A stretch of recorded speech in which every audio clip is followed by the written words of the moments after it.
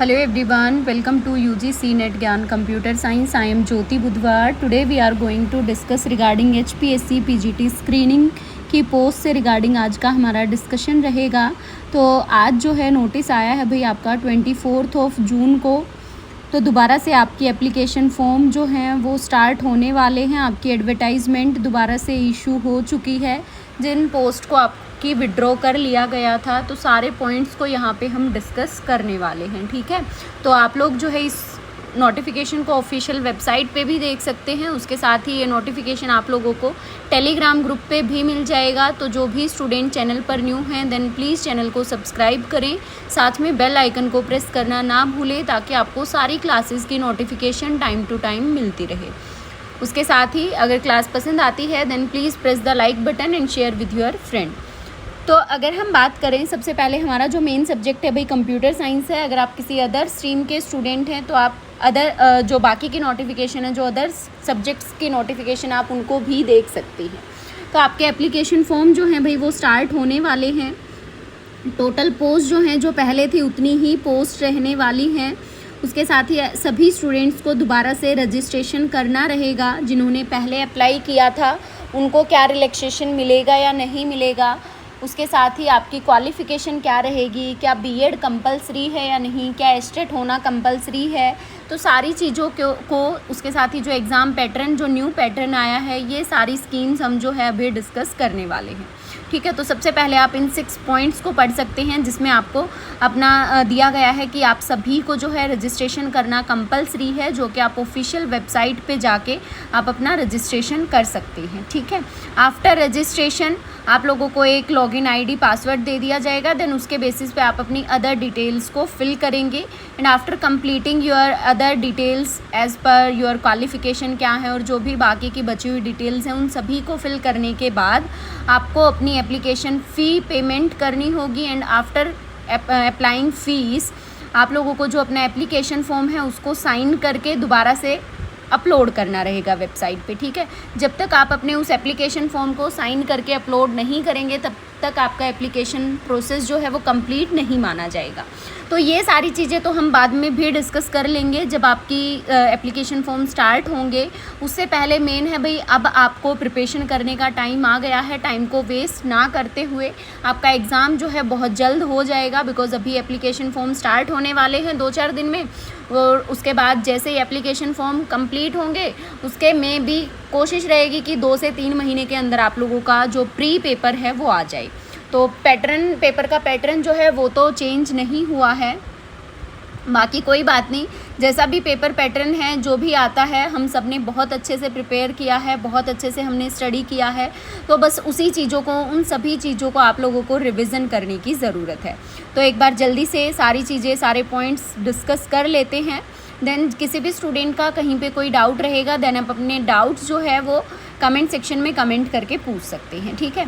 तो हमारा जो डिस्कशन है वो है भाई post for PGT computer science, ठीक है। आप दोनों पोस्ट के लिए देख सकते हैं, हरियाणा कैडर और मेवात कैडर दोनों के लिए। तो नोटिफिकेशन सेम है, मेवात कैडर के लिए भी, हरियाणा कैडर के लिए भी।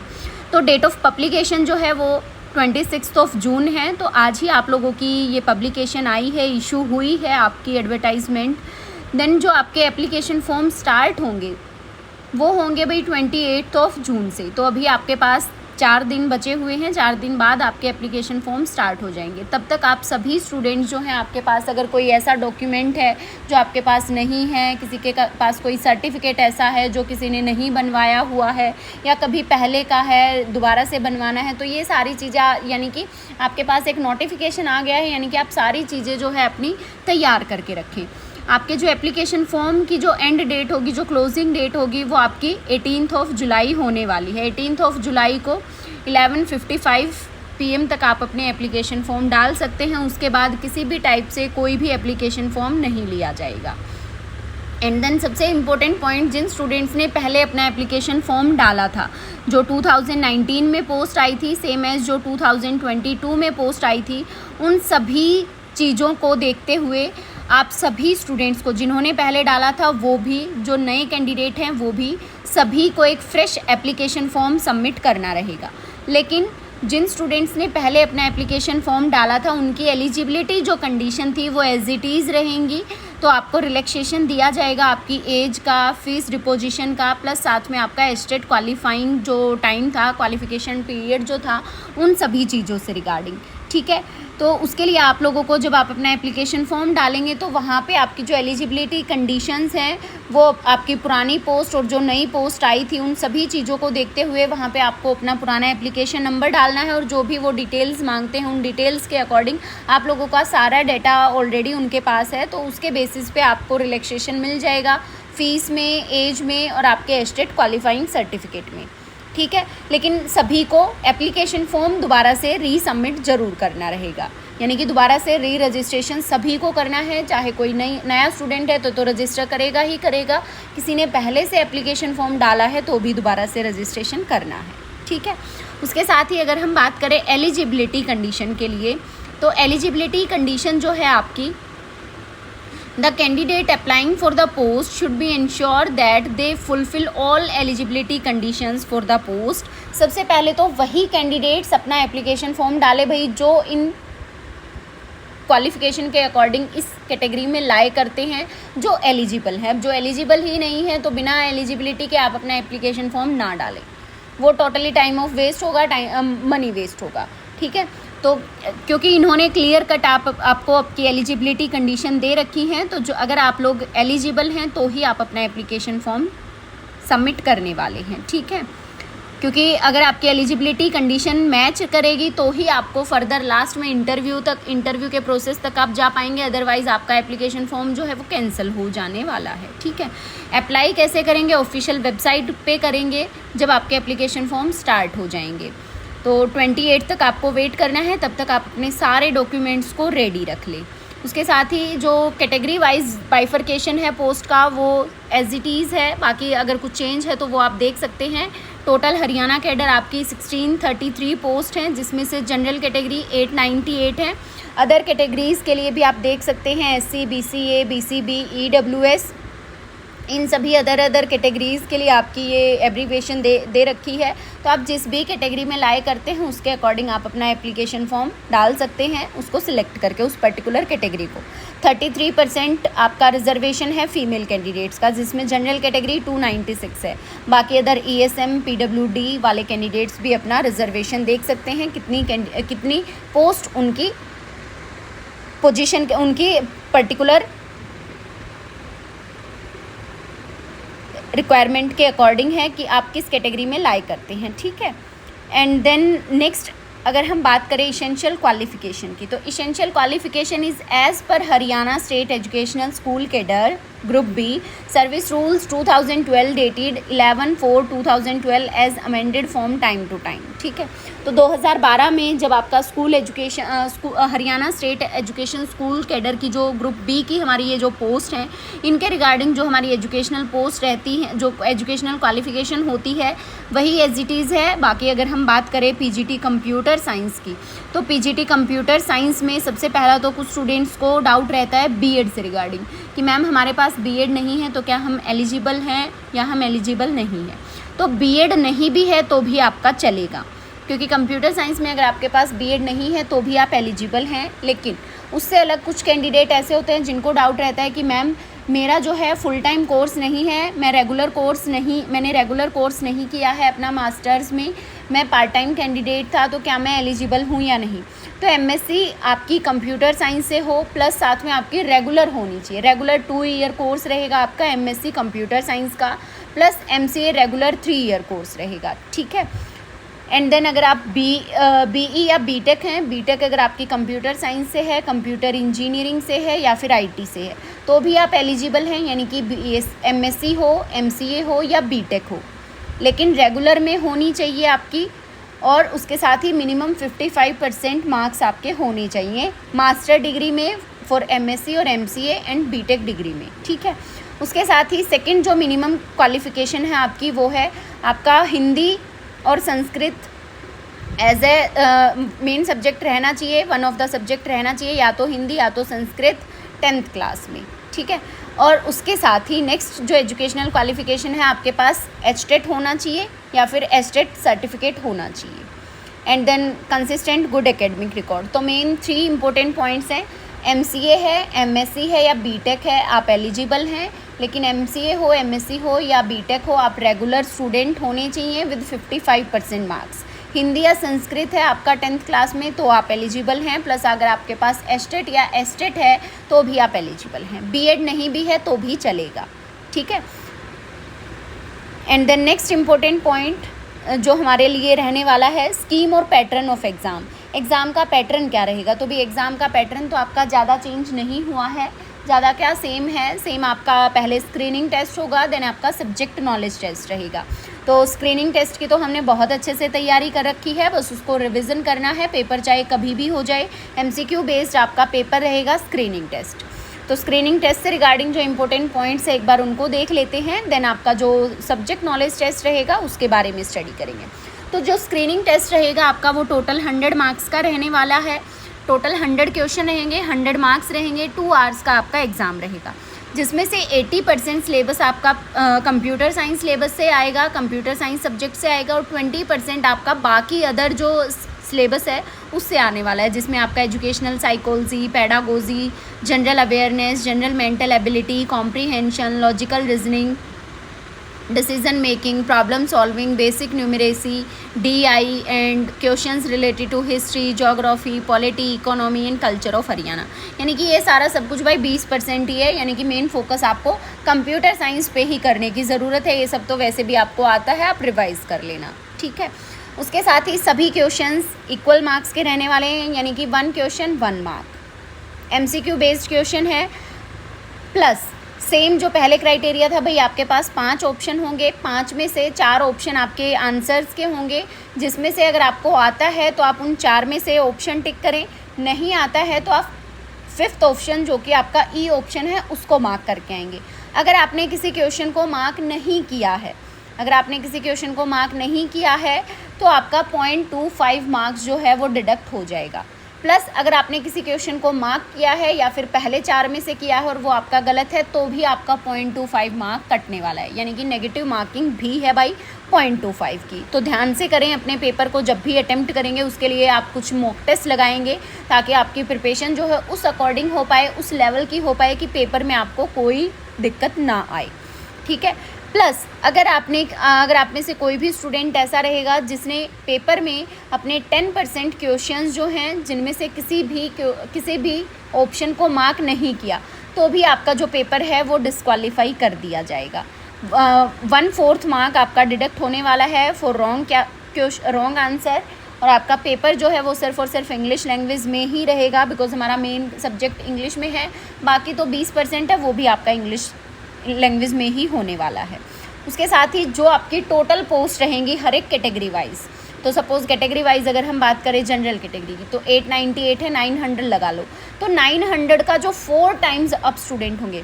वैसे जो मिनिमम कट ऑफ मार्क्स है, जो मिनिमम क्वालिफाइंग मार्क्स है स्क्रीनिंग टेस्ट के लिए वो तो है 25%, बट अगर सपोज़ बहुत ज़्यादा कैंडिडेट्स ने एग्ज़ाम क्वालिफाई कर लिया तो उसमें से जो टॉप 4 टाइम स्टूडेंट होंगे उन ही कैंडिडेट्स को सेकंड पेपर के लिए सब्जेक्टिव पेपर के लिए कॉल आने वाला है। नेक्स्ट स्टेज के लिए उन्हीं स्टूडेंट्स को सिलेक्ट किया जाएगा, हर एक कैटेगरी के 4 टाइम्स कैंडिडेट्स को, ठीक है। In case where the total number of applicants is less or nearly 4 times the number of advertisement posts, the commission reserve its rights to call the candidates directly for the subject knowledge test. अगर किसी particular subject में, किसी particular post में अगर कुछ student हैं ही कम, ठीक है, या फिर नियरली 4 टाइम्स हैं पहले से ही, तो उनका स्क्रीनिंग टेस्ट वो ना भी ले, वो सीधा उनको वो डिपेंड करेगा HPSC पे, जैसा उसका मन करेगा वो उस तरीके से चलेगा भाई। सब्जेक्ट नॉलेज टेस्ट के लिए डायरेक्टली कॉल कर सकता है कैंडिडेट्स को, ठीक है। The marks obtained by the candidate in the screening test will not be counted for final selection. तो जो आपके इसमें स्क्रीनिंग टेस्ट में मार्क्स आने वाले हैं, देखो इसके मार्क्स इंपॉर्टेंट तो हैं, ऐसा नहीं कहूँगी मैं कि सिर्फ आपको 25% ही लेना है, बिकॉज टॉप 4 टाइम स्टूडेंट को बुलाया है तो कम से कम आपको 50% मार्क्स तो चाहिए ही चाहिए। तो क्योंकि टॉप 4 स्टूडेंट्स में आना है तो अप लेवल चाहिए, बिकॉज सारे स्टूडेंट्स प्रिपेयर कर रहे हैं, बहुत सारे कैंडिडेट्स ऐसे हैं जो एप्लीकेशन फॉर्म डालेंगे, उसमें से बहुत सारे कैंडिडेट ऐसे हैं जो रेगुलर प्रैक्टिस में हैं, प्रिपरेशन में हैं। तो भाई आपको टॉप 4 स्टूडेंट में आना है तो कम से कम 50% आपको क्राइटेरिया लेकर चलना है कि 50% के आसपास आप अपना स्कोर कर पाएँ। लेकिन जो ये मार्क्स आएंगे आपके स्क्रीनिंग टेस्ट में, ये आपके पेपर 2 यानी कि जो सब्जेक्ट नॉलेज टेस्ट रहेगा उसके लिए फाइनल सिलेक्शन में जो आपका है, यहाँ से कोई आपका मार्क जो है काउंट नहीं होने वाला है। ठीक है, ये सिर्फ और सिर्फ एक क्राइटेरिया है स्टूडेंट्स को नेक्स्ट फेज में कॉल करने के लिए, शॉर्ट लिस्ट करने के लिए अकॉर्डिंग टू कैटेगरी वाइज। ठीक है, तो ये सारे इंपॉर्टेंट इंस्ट्रक्शंस थी फॉर स्क्रीनिंग टेस्ट, यानी कि जो आपका प्री पेपर होने वाला है, पेपर 1 जो होने वाला है। जिस स्टूडेंट का पेपर 1 क्वालिफाई हो जाएगा, जो वो टॉप 4 स्टूडेंट्स होंगे जिनका स्क्रीनिंग पेपर क्वालिफाई हो जाएगा, उसके बाद उन सभी स्टूडेंट्स को सब्जेक्ट नॉलेज टेस्ट के लिए बुलाया जाएगा। तो उनका जो सब्जेक्ट नॉलेज टेस्ट रहेगा वो टोटल 3 आवर्स का रहने वाला है, जिसमें 150 मार्क्स का आपका पेपर रहेगा। अब इसमें इन्होंने ये तो मेंशन नहीं किया है कि ये जो 150 मार्क्स हैं ये कितने कितने नंबर के क्वेश्चन होने वाले हैं। तो ये डिपेंड करेगा भाई एग्जामिनर को, एग्जामिनर पे वो 2 नंबर का क्वेश्चन बनाता है, 5 का बनाता है, 10 का बनाता है या 8 का बनाता है। आपको अपने अकॉर्डिंग प्रिपेयर करना है, यानी कि पेपर 1 के लिए आपको MCQ बेस्ड पढ़ने की ज़रूरत है, वहीं पे पेपर 2 के लिए आपको थ्योरेटिकल बेस्ड सब्जेक्ट सिलेबस पढ़ने की ज़रूरत है, जिसकी हम बहुत अच्छी खासी प्रिपरेशन कर लेंगे पेपर 2 की। पेपर 1 हमने बहुत अच्छे से रिवाइज़ किया हुआ है, बाकी जो 95% सिलेबस हो गया है हमारा एप्लीकेशन पे, टोटल 95% सिलेबस हमारा जो पहला पैटर्न आया था अभी 2022 में, वही सेम पेपर पैटर्न है आपका प्री पेपर के लिए, पेपर 1 के लिए। तो सारा सिलेबस हमने कवर कर रखा है, सिर्फ अब हम रिवीजन क्लासेस लेकर आएंगे उस वाले कोर्स के अंदर। ठीक है, और जो पेपर 2 रहेगा आपका, तो उसमें पेपर का क्वेश्चंस का तो मार्क्स नहीं है, लेकिन हाँ ये है टोटल 150 मार्क्स का आपका पेपर होने वाला है। प्लस अब 4 टाइम्स कैंडिडेट बुलाए थे, उन 4 टाइम्स में से मिनिमम कट ऑफ तो 35 की है, लेकिन 35 हो या ना हो उससे कोई फ़र्क नहीं पड़ता। जो टॉप 2 स्टूडेंट्स उसमें रहने वाले हैं, उन स्टूडेंट्स को ही इंटरव्यू के लिए कॉल किया जाएगा।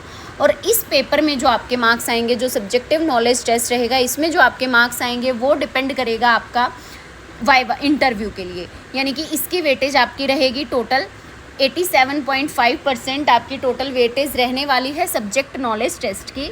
देन 12.5% वेटेज रहेगी आपके इंटरव्यू की। जो टॉप 2 स्टूडेंट होंगे उनको इंटरव्यू के लिए बुलाया जाएगा, और जो फाइनल मेरिट लिस्ट बनेगी वो आपकी पेपर 2 और इंटरव्यू को मिला के बनने वाली है। जितने आपके 87.5% में से जितने आपने स्कोर किया रिटन टेस्ट में, और जितना आपने इंटरव्यू में स्कोर किया 12.5 में से, उन दोनों को मिला के आपकी फ़ाइनल मेरिट लिस्ट बनेगी, तभी आप अपना सिलेक्शन कर पाएंगे। तो काफ़ी सारे फेजेज़ हैं, 3 फेज़ में आपको की जॉब मिल पाएगी। तो सबसे पहला फेज़ जो है, जो कि हमने बहुत अच्छे से प्रिपेयर किया हुआ है, सबसे पहला टास्क आपका वही है भाई मिनिमम को क्वालिफाई करो।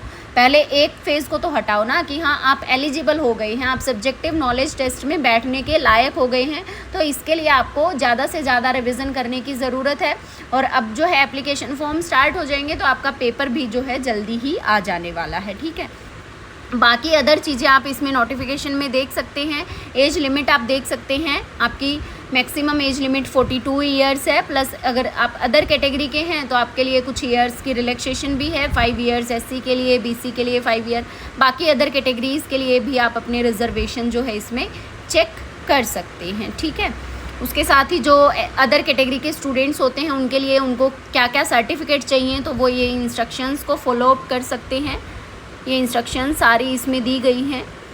एंड देन लास्ट में अगर हम बात करें एप्लीकेशन फ़ीस की, एप्लीकेशन फ़ीस मेल कैंडिडेट के लिए जो है 1000 रुपीज़ रहेगी, फ़ीमेल कैंडिडेट के लिए 250 रहेगी, और जो अदर कैंडिडेट स्टूडेंट्स हैं उनके लिए 250 ही रहने वाली है।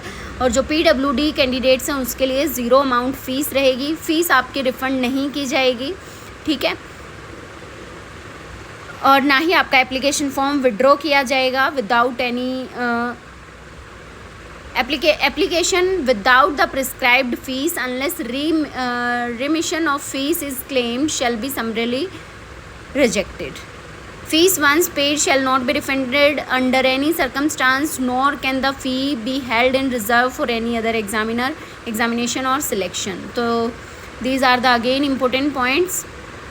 आपकी फ़ीस रिफ़ंड नहीं होने वाली है who did not appear in the recruitment test, plus साथ में जो प्रिस्क्राइब्ड फ़ीस है